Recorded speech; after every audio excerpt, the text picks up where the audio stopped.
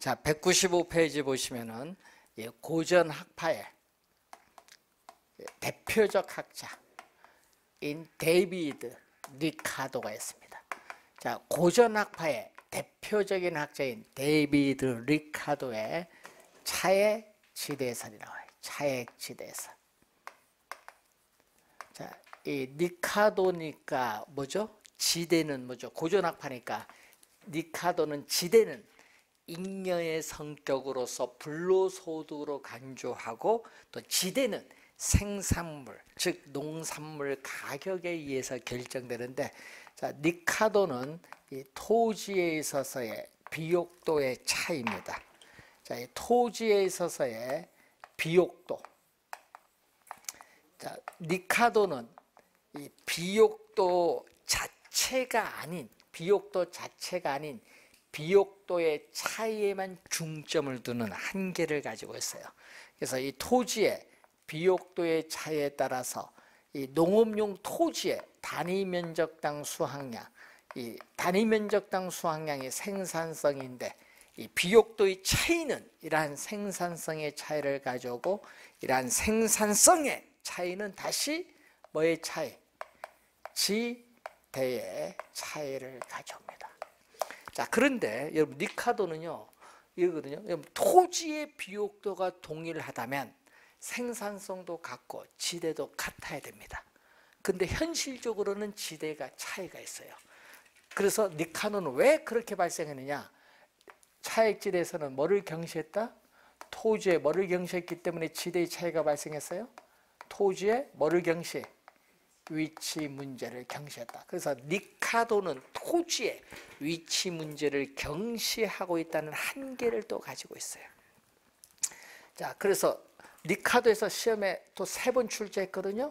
리카도에서 시험 3번 출제한 게 바로 요겁니다. 지대를 발생시키는 원인. 지대를 발생시키는 원인은 이 비옥한 토지가 한정되어 있다. 이 비옥한, 자, 여러분 영국에서의 농업용 토지의 비옥도가 다 똑같을 수는 없잖아요. 비옥도가 좋은 토지도 있고 나쁜 토지도 있어요. 그래서 이 비옥한 이 토지에 있어서의 한정, 비옥한 토지가 한정되어 있다는 뭐다? 희소성. 비옥한 토지가 한정되어 있다는 이러한 희소성과, 이 비옥한 토지가 한정되어 있다는 우리가 희소성, 이 희소성과, 그리고 토지에 노동력을 투입을 하면은 총 생산량은 증가하지만은 일정한 어느 단계를 넘어가면요, 총 생산량은 증가하지만 그 총 생산량의 증가분은 점점 줄어든다는 것을 우린 전문 용어로 수학 체감의 법칙이라고 해요. 수학 체감의 법칙. 그래서 이 수학 체감의 법칙이 작용하고 있다. 이 두 가지를 대표적으로 지대를 발생시키는 원이라 본다. 리카도는 이 두 가지를 대표적으로 지대를 발생시키는 원인이다. 자, 그래서 토지의 비옥도가 높은 토지를 뭐라고 하죠?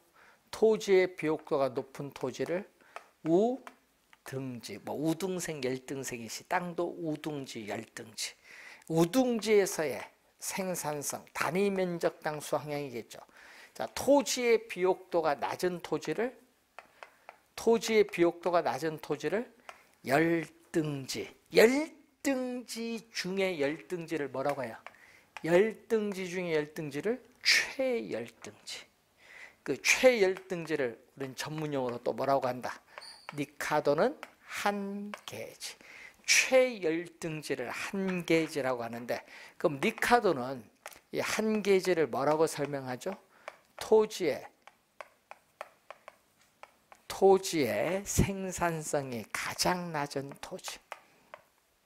자, 토지의 생산성이 가장 낮은 토지를 한계지라고 해요. 그럼 가장 낮기 때문에 최열등지인 한계지를 기준으로 해서 이보다 더 높은 비옥도를 가진 토지인 우등지에 대한 생산성에 대한 대가를 지대로 지불해야 된다는 이론을 전개시킨 학자가 바로 리카도입니다. 그래서 이 차에 이 두 생산성의 차액만큼 뭐를 지불하자?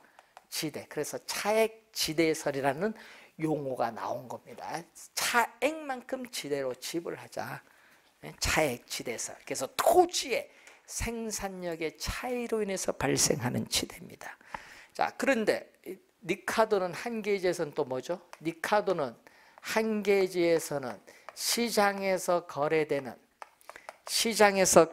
생산물 가격과 생산비가 서로 일치하기 때문에 생산물 가격과 생산비가 서로 일치하기 때문에 뭐가 돼요? 우리는 이윤이 없어요. 이윤이 없다는 것은 지대가 발생하지 않는다. 그래서 니카도는 한계지에서 지대가 발생하지 않는다고 주장한다. 시험에 많이 나오거든요. 니카도는 한계지에서 지대가 발생하지 않는다. 꼭 기억해 두셔야 되겠네요. 자, 고전학파의 대표적 학자입니다. 자, 그리고 또 뭐가 나오죠? 칼 막스에서 나타나는 절대 지대설. 작년 시험에 출제했거든요. 작년 시험에 절대 지대설 물었습니다. 자본주의 체제 하에서는 토지가 사유화가 됨에 따라 발생한다. 그래서 토지의 비옥도의 차이에 따르는 생산성의 차이와는 무관하게 이 토지가 사유화가 됨에 따라 나타나는 거죠. 그래서 이 토지 소유 자체, 이 토지 소유 자체가 또 뭐를 한다. 이 토지 소유 자체가 지대를 발생시키는 원인. 또 이 지문을 또 시험에 많이 나오죠. 토지 소유 자체가 지대를 발생시키는 원인이에요. 그래서 토지 소유자는 단지 토지를 소유하고 있다는 그 자체로 해서 지대가 발생하기 때문에 아무리 한계지 또는 한계지 밖에 있는 토지라 할지라도 토지 소유자가 요구하면은 지대를 지불해야 돼요. 그래서 한계지에서도 뭐가 발생한다? 지대가 발생한다. 이게 시험에 나오죠. 니카도는 한계지에서 지대가 발생하지 못하는데 실제로는 지대가 발생하고 있거든요. 그것을 설명한 학자가 마르크스입니다. 자, 시험에 자주 출제되는 지문 좀 주의하셔야 되겠네요. 자, 튀넨. 자, 1826년에 고립국 이론에서 나타나는 튀넨의 입지교차 지대설. 자, 입지교차 지대설인데 튀넨은 니카도 이론이죠. 자, 니카도는 뭐 어떤 게 포인트예요? 여러분, 니카도는 지대는 토지. 자, 여러분, 튀넨은요, 지대는 토지의 비옥도. 니카도는 비옥도잖아요. 지대는 토지의 비옥도만이 아닌 뭐에 따라? 위치에 따라 지대의 차이가 발생한다는 무슨 개념? 위치, 이 지대의 개념을 통해서 현대적 입지 이론의 기초를 제공한 학자가 바로 튀넨. 그래서 튀넨의 이론을 뭐라고 한다? 위치 지대설이라고도 한다. 튀넨의 위치 지대설. 위치 들어가면 누구? 튀넨.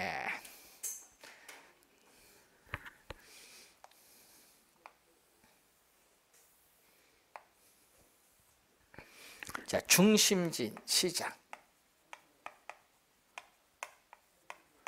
자, 중심진 시장, 지대, 거리가 주어졌어요. 자, 이렇게 주어졌는데, 자, 이런 우하향하는 형태가 나오죠. 이게 바로 이 지대를 지불할 용의가 있는 곡선.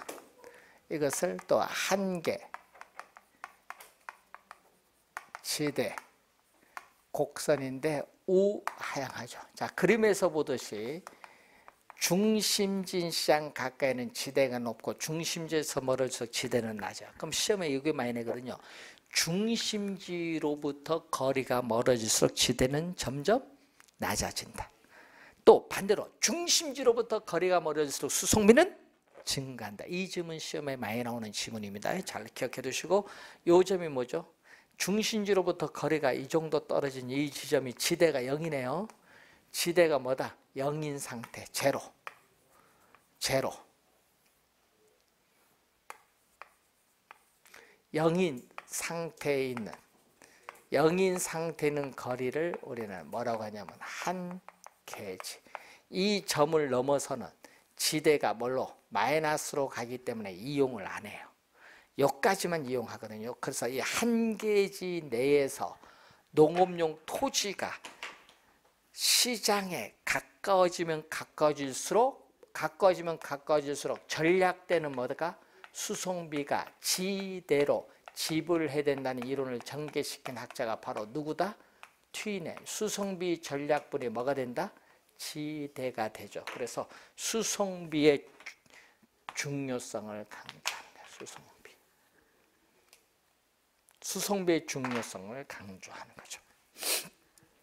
자, 그러면은 A라는 농업용 토지에서 생산해서 시장에 운송을 하면은 한 계지에서 생산해서 운송하는 것보다 이 거리에 해당하는 수송비가 전략되는데 그 수송비 전략분을 지대로 지불하니까 적어요. 근데 B 농업용 토지에서 생산해서 시장에 운송을 하면은 한 계지에서 생산해서 운송하는 것보다 이 거리만큼 수송비가 많이 전략돼요. 많이 전략되니까 지대도 이렇게 높게 나타나요. 그러면은 이 한 개 A, B 두 농업용 토지가 한 계지로부터 떨어져 있는데 이때 이 두 농업용 토지의 이 거리의 차이에 따르는 수송비 전략분이 뭘로? 이렇게 지대의 차이를 가져와요. 수송비의 차이가 뭐를 가져온다? 지대의 차이를 가져온다. 자, 비옥도의 차이가 지대의 차이를 가져오는 것은 리카도. 수송비 차이가 뭐를 가져온다? 수송비 차이가 지대의 차이를 가져오는 것은 누구? 튀네. 큰 차이죠. 그래서 튀네는 지대는, 자 여러분 리카도는 요것만 따졌거든요. 생산물 가격과 생산비 요것만 따졌거든요. 리카도는 여기만 따진 것이 아니라 뭐가 따졌다? 그 농산물을 시장까지 운송되는 뭐를 따졌다? 수송비를 따진 거지. 이 수송비가 바로 뭐야? 단위거리. 단위거리는 1km입니다. 단위거리당 수송비에다가 시장으로부터 거리를 곱해주면은 수송비가 이렇게 나오는 거죠. 튀넨의 이론입니다. 튀넨. 자, 튀넨의 이론을 한번 확인해 본 내용이죠. 자, 그리고 20세기에 들어서면서 도시가 본격적으로 형성하면서 이 경제학자들은 농업용 토지의 지대보다는 도시 토지에 있어서 위치에 따르는 토지 가격 지가에 관심을 가지게 돼요. 그래서 도시 토지 지가이론의 여러 학자 있는데 그중에 우리 시험에 많이 나오는 학자가 누구? 헤이그. 벌써 3번 출제한 학자죠. 26회 시험에도 나왔거든요. 20회, 22회, 26회 3번 출제했는데 헤이그의 마찰 비용이랬는데 마찰 비용은 우리가 지대와 뭐의 합으로 구성됐다? 교통비의 플러스 합으로 구성되어 있어. 합으로. 자, 무슨 얘기냐? 여러분이 교통수단이 양호하면은 공간의 마찰이 적어지고 접근성이 좋기 때문에 지대는 높아진다는 이론이에요. 그래서 시장에 도달할 수 있고 교통비를 뭐한다? 전략할 수 있는 경우에 토지 소유자가 이용자에게 부과하는 금액이 지대가 되죠. 그래서 누구 이론? 이 튀넨의 이론을 일반화했죠. 튀넨의 이론을 우리는 일반화한 이론이 헤이그의 마찰 비용 이론이야. 그래서 튀넨은 농업 입지 이론이고요. 그리고 헤이그는 도시 토지의 어떻게 돼요? 마찰 비용 이론이죠. 그래서 튀넨의 이론을 일반화해서 도시 토지 공간에 적용시킨 겁니다. 자, 그리고 또 시험에 많이 나온 학자 또 누구? 올리엄. 시험에 또 많이 나온 학자 올리엄 알론소의 입찰 지대 곡선. 자, 윌리엄 알론소에 있어서의 입찰 지대 곡선이 나오죠.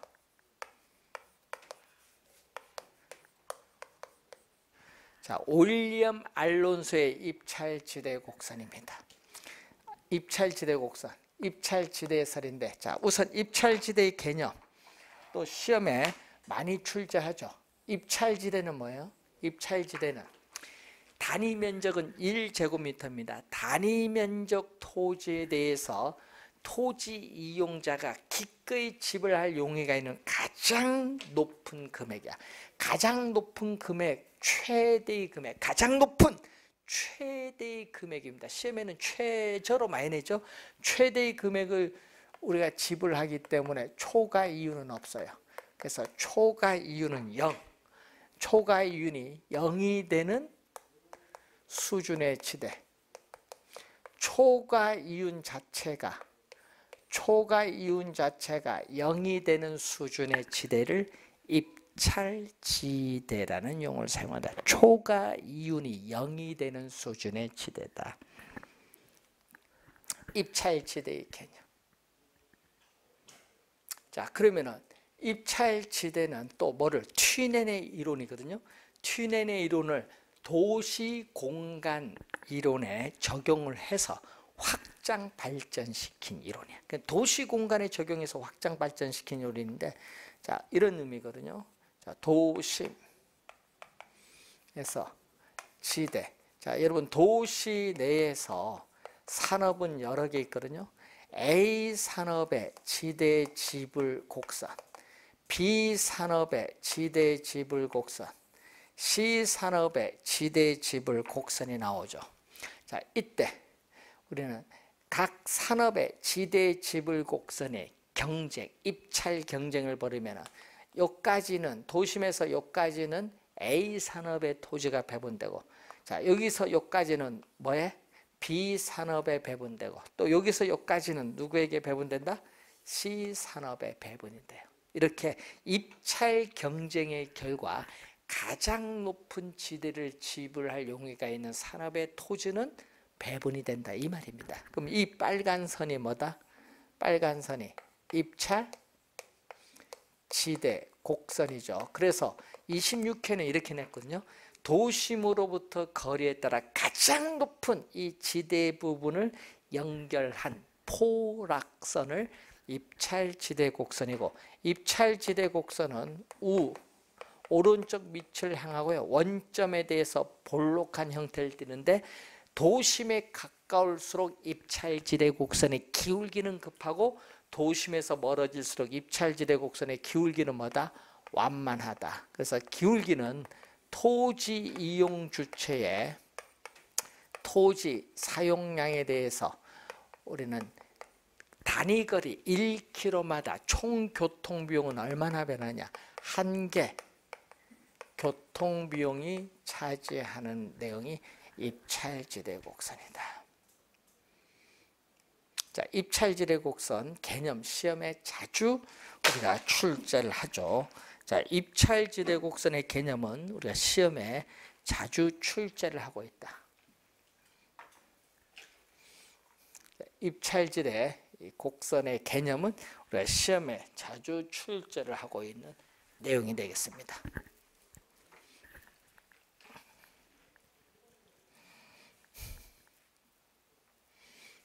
자, 우선 입찰지대 곡선의 우리가 개념을 한번 확인해 본 내용. 자, 그래서 학자 만약에 시험에 내면요, 이 학자 5명을 우리가 또 출제를 우리가 많이 하는 그러한 내용이 되겠습니다. 자, 그러면은 이렇게 이제 보고, 또 19세기 후반에 들어서는 신고전학파의 대표적 학자가 알프레드 마샬이라는 학자가 있는데, 이 마샬에서는요, 시험에는 준지대가 가끔 나오죠. 자, 준지대는 단기에 성립하는 거예요. 단기에 성립하는데, 토지 이외에 고정, 토지 이외에 고정된 생산 요소인 기계나 기구, 기계나 기구 등 고정된 생산 요소에 대한 대가. 이 고정된 생산 요소에 대한 대가가 바로 준지대. 그런데 장기로 가면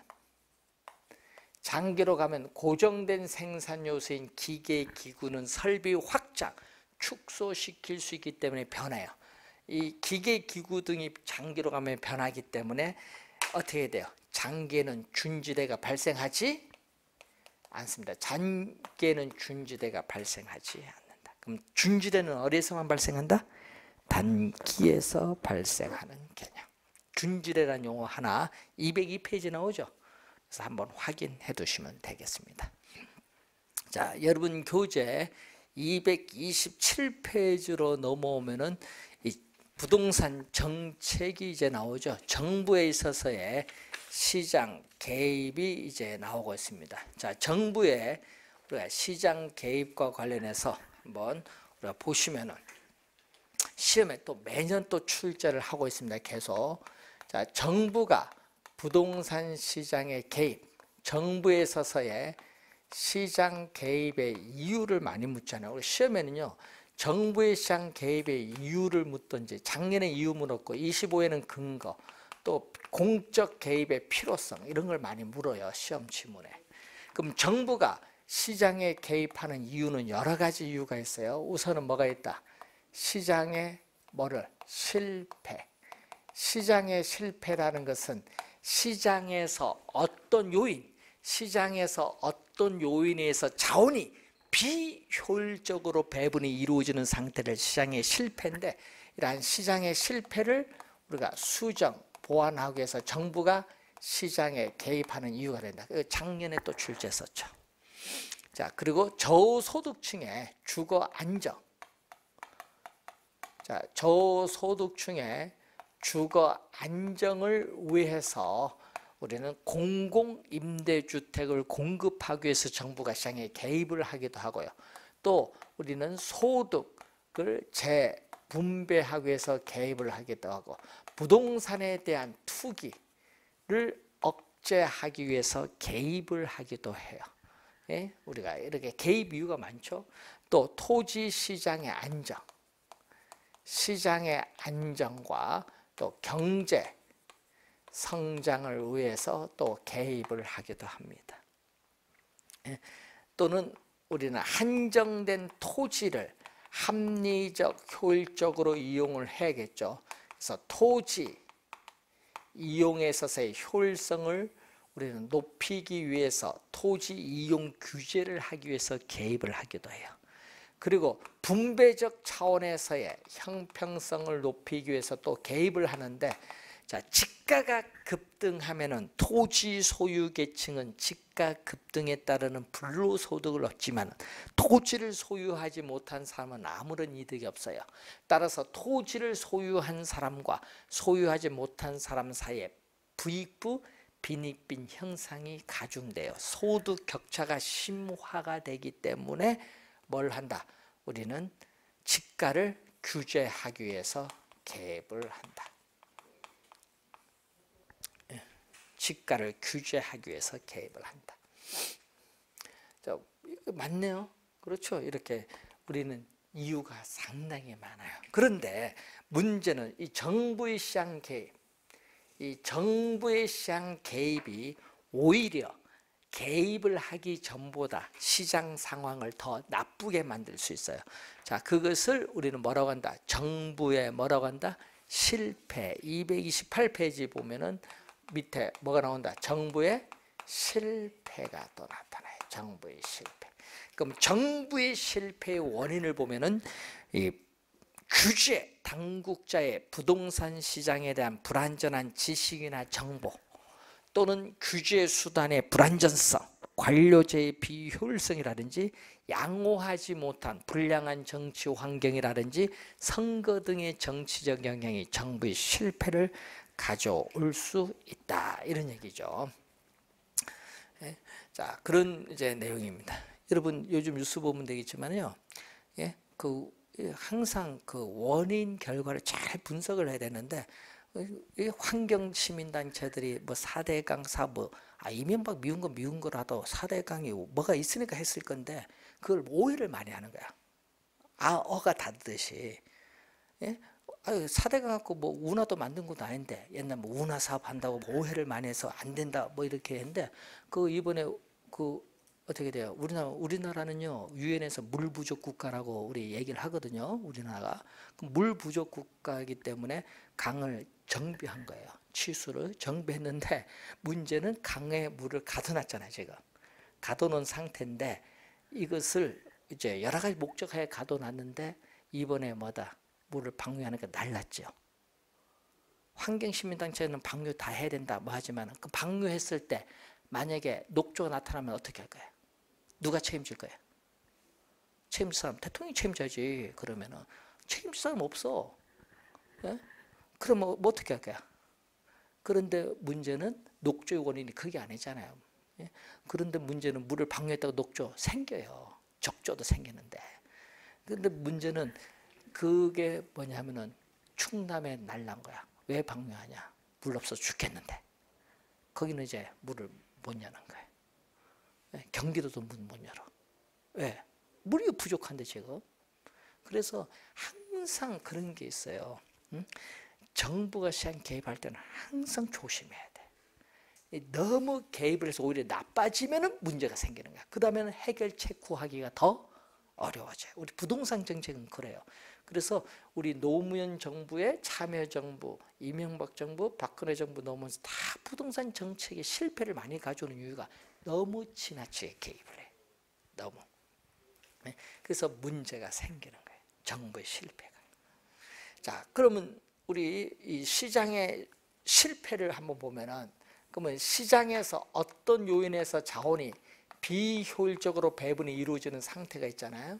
그럼 원인을 보면은 이런 게 있어. 규모의 경제가 작용하는 경우인데 규모의 경제가 작용하는 경우는 어떻게 돼? 기업의 규모가 커지면서 생산량이 많아지면 물건 하나 만드는 비용, 평균 비용이 점점 이렇게 줄어드는 현상. 물건 하나 만드는 비용이 점점 줄어드는 이 현상을 규모의 경제라고 하는데 그럼 이러한 규모의 경제가 작용을 해서 비용, 체감 산업이 존재하면 자연 독점이 돼요.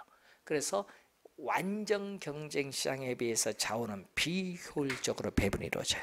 자, 완전 경쟁 시장은 현실적으로 존재하지 않는 이상적 시장으로서 자원 배분이 효율적으로 이루어지는 시장인데 또 독점은 기업이 하나, 과점은 소수의 대기업, 독과점 같은 불안정 경쟁 기업이 존재하도 완전 경쟁 시장보다 생산량은 적고 가격은 비싸기 때문에 시장에 실패가 또 발생을 해요. 그런 또 거기에 보면 또 뭐가 나오죠? 우리 시장의 실패를 발생하는 요인 중에 외부 효과가 존재하는 경우도 발생하고 또 뭐가 존재하는 경우? 공공재가 존재하는 경우도 외부 효과가 발생을 하고 또 정보를 많이 보유한 사람과 정보를 적게 보유한 사람의 차이로 인해서 또 우리는 시장의 실패가 발생을 하는 경우죠. 자, 외부 효과가 존재하면은 시장의 실패가 발생을 해요. 자, 외부 효과 개념 또 시험에 많이 납니다. 외부 효과의 개념 많이 나오거든요. 시장 내에서 수요와 공급에 의해서 가격이 결정되는 장소가 시장 기구입니다. 그래서 시장 기구를 통하지 않고 하면 어떻게 돼요? 시장 기구를 통하지 않고 하면 시장 내에서 가격이 결정되는 것이 아니라 시장 경계 바깥 어디서 외부에서 가격이 결정되기 때문에 외부라는 명칭이 붙었다 이 말이겠죠. 외부라는 명칭이 그래서 붙었다. 자, 그러면은 시장 기구를 통하지 않고 거래의 당사자가 아닌 거래의 당사자가 아닌 제3자에게 의도적인 게 아닙니다. 의도하지 않은 뭐를 줬다? 이익. 자, 이익 또는 편의 또는 요거 베너피트라는 영어 단어를 번역을 했죠. 편익이나 이익을 주었어요. 그런데 그에 대한 대가를 받지 못하는 상태를 우리 뭐라고 한다? 정 플러스의 외부 효과 또는 외부 경제, 긍정적인 외부 효과라고 합니다. 자, 예를 들어서 과수원 주인이 과수나무를 많이 심었는데 양봉업자가 접근함으로써 과일 생산량이 이전보다 더 많이 증가했어요. 그러면 과수원 주인은 양봉업자에게 더 증가한 대가 지불합니까? 안 하죠. 이런 게 정의의 외부 효과예요. 외부 경제입니다. 또 의도하지 않은 또 뭐를 입힐 수 있다? 손해를 입힐 수 있지. 의도하지 않은 손해를 입혔을 때 그 손해에 대한 대가를 지불하느냐? 지불하지 않는다. 이걸 뭐라고 하죠? 부, 마이너스, 부의 외부 효과. 부의 외부 효과를 다른 말로 뭐라고 한다? 외부 불경제 또는 부정적인 외부 효과라고 해요. 부정적인 외부 효과. 자, 그래서 우리는 이 외부 효과는 소비 과정과 뭐에서? 생산 과정에서 발생합니다. 소비 과정에서 발생할 수도 있고 생산 과정에서도 우리는 외부 효과가 발생할 수 있다는 그러한 내용이죠. 자, 소비 과정은 뭐 갖고 따라요? 편의. 자, 사회에서 사회적 편의, 사적인 편의 갖고 따지는 게 우리는 소비 과정. 자, 사회적 편의, 사적 편익 가지고 따지죠. 자, 여기서 사회적 편익이 크면은 플러스, 사적 편익이 크면 마이너스. 자, 예를 들어서 무슨 얘기냐? 여러분요, 교육 서비스 독감. 그럼 독감 예방 주사를 맞으면 본인이 독감 예방되는 것뿐만 아니라 사회 전반적으로 독감이 예방되면서 더 사회적 편익이 더 커져요. 얘기거든요. 독감 예방이라는 교육 서비스인데 이때는 플러스일 때는 뭐다? 사회적으로 바람직스러운 최적 소비량보다 더 적게 과소 소비가 이루어지기 때문에 정부는 사회적으로 바람직한 양만큼 소비량을 늘려주기 위해서는 소비자에게 뭐를 지급한다? 교육 서비스나 독감 예방 주사를 맞을 때 뭐를? 보조금을 지급을 하게 되는 거예요. 자, 그런데 여기는 어떻게 돼요? 술, 담배 소비거든요. 자, 담배를 개인이 피므로써는 이익보다 간접 흡연으로 주변 사람에게 피해를 주잖아요. 사회적 편익이 줄어들거든요. 자, 이때 우리가 또 마이너스 외부 효과일 때는 어떻게 돼요? 간접 흡연 고려하지 않고 본인이 피잖아요. 그러다 보니까 사회적으로 바람직스러운 최적 소비량보다 더 많이 뭐 한다? 과다 소비가 돼요. 과다 소비. 자, 여러분, 제가 그 며칠 전에 얘기하다가 어떤 분한테 들었는데 우리나라 이웃들의 소주가요, 세계에서 가장 비싼 곳이 어디 얼마냐 물어봤거든요. 여러 사람 물어봤는데 25,000원이래. 양주하고 비슷해. 12년 산 보면 그만큼 비싸다는 거예요. 우리나라 소주 가격 2만 원대, 만 원대 이상 올려야 돼요. 그래야 소비를 줄이지. 그래서 너무 술, 담배 소비가 많아진다는 얘기죠. 그래서 사회적으로 바람직스러운 최적 소비량만큼 소비를 줄이기 위해서 뭘 한다? 술, 담배에 뭐를 부과해야 된다? 세금을 부과를 해야 돼. 술에 대한 주류세, 담배에 대한 담배 소비세 같은 세금을 부과를 해야 된다는 겁니다. 우리가 너무 낮아요. 그래서 요즘 뭐 복지 지출 많이 한다, 이런 걸 많이 올려야지. 그래서 돈을 확보해서 복지해야지. 자, 그리고 생산은 편익이 아니라 뭐 갖고 따져야 된다? 비용. 생산은 비용. 이 사회적 비용과 또 뭐다? 사적 비용이 있죠. 자, 사회적 비용, 우리가 사적 비용이 있어요. 자, 여기는 사적 비용이 크고 여기는 사회적 비용이 크죠. 자, 기업이 막대한 비용을 투입해서 기술을 혁신을 했어요. 그래서 이 사적 비용이 큰데 기술 파급 효과를 해서 사회에서 부담하는 비용은 점점 줄어들거든요. 그래서 이때도 사회에서 바람직스러운 최적 생산량보다 더 적게 과소 생산되기 때문에 사회적으로 바람직한 양만큼 생산량을 늘려주기 위해서는 정부는 기업에 보조금을 지급을 해야 돼요. 자, 여기서는 어떻게 된다? 공해물질, 환경오염물질을 배출시키는 공장이 화학공장이 들어섰으면 우리가 사회적 편익 나타내는 수요, 비용을 나타내는 이게 균형 생산량입니다. 자, 균형 생산량인데 문제는 이 사회적 비용이 어떻게 돼요? 사회적 비용은 기업이 제품을 생산하는 데 드는 사적 비용뿐만 아니라 환경 오염물질을 한 단위 더 정화하는 데 추가적으로 드는 외부 비용이 들어가기 때문에 사회적 비용이 더 크죠. 그러면 각 생산량 수준에서 외부 비용만큼 더해 줬을 때 사회적 비용은 사적 비용보다 이렇게 더 커요. 그러면 이 사회적 비용을 고려했을 때 사회적으로 바람직스러운 최적 생산량은 이만큼인데 실제는 외부 비용을 고려하지 않고 생산하기 때문에 균형 생산량만큼 생산해서 이만큼 뭐가 돼? 과다 생산돼. 이만큼 또 과다 생산되기 때문에 사회적으로 바람직한 양만큼 생산량을 줄이기 위해서는 또 뭐를? 공해세와 같은 세금을 부과를 해야 돼. 그래서 마이너스일 때는 과다, 플러스일 때는 과소라는 거. 특히 여러분 시험에 요거 생산 과정의 마이너스 외부 효과 시험에 많이 출제를 합니다. 좀 잘 확인해 두시기 바라고요. 또 지역 이기주의 현상이 나타나거든요. 지역 이기주의 현상인데 정해 외부 효과. 자, 여러분 정해 외부 효과일 때는 지역 이기주의 현상으로서 뭐가 나타난다? 우리는 please in my front yard, 나의 앞마당에는 공공 편의시설 들어오는 거 오케이. 이걸 핀피 현상을 발생시키고, 그리고 V 외부 효과는 들어와서는 안 된다. Not in my backyard, 나의 뒷마당에는 위험시설, 혐오시설, 공해시설인 들어와서는 안 된다. 무슨 현상?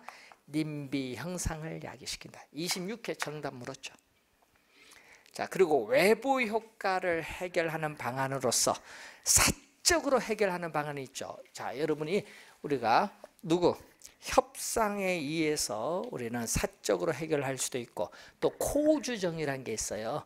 자, 외부 효과를 해결하는 데 드는 거래 비용은 없다고 가정했을 때 소유권이 불분명한 환경에 대해서 뭐를 부여한다? 재산권을 부여해 줌으로써 우리는 외부 효과 문제를 정부가 개입을 하지 않고 스스로 해결할 수 있다는 정리를 코주정리라고 해요. 코주정리. 그리고 정부가 개입하는 게 두 개 있죠. 간접 규제, 직접 규제 있어요. 여러분 간접 규제는요, 세금을 부과하거나 보조금 지급하는 게 간접 규제고요. 직접 규제로서는 우리는 금지, 독금 물질 배출 금지, 핵 배기 물질 배출 금지가 있어요. 또 의무화했죠. 뭐 있어요? 공해, 우리 자동차 배기가스 배출 정화, 자동차 배기가스 정화 장치 설치를 출고 전에 의무화한다는 거.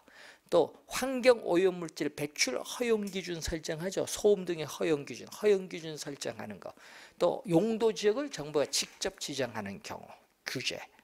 직접 규제와 간접 규제는 정부가 개입을 하는 거고요. 사적인 해결 방안은 정부가 개입을 하지 않는데 코주 정의는 사적인 해결 방안이라는 걸 염두에 두시면 되겠고, 자, 공공재를 보시면은 공공재는 우리는 특성이 두 가지가 있어요. 이 두 가지 특성을 갖춰야 공공재인데, 자, 본인이 소비를 하게 되면은 만족을 얻는데 다른 사람의 만족이 본인이 소비함으로써 줄어드느냐? 아닙니다. 똑같은 만족을 얻어요. 소비의 경합이 일어나지 않는다. 소비의 경합이 일어나지 않는다.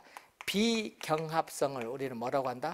공동소비. 소비의 비경합성, 우리가 공동소비가 나타나고, 또 공공재를 소비하는데 아무런 비용을 지불하지 않는 사람이라도 그 공공재의 사용으로부터 배제할 수 없어요.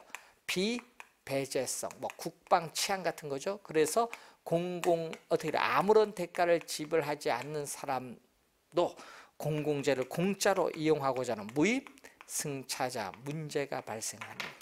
그래서 이 공공재의 생산을 민간에 맡겨두면, 자, 민간에 맡기면 어떻게 돼요?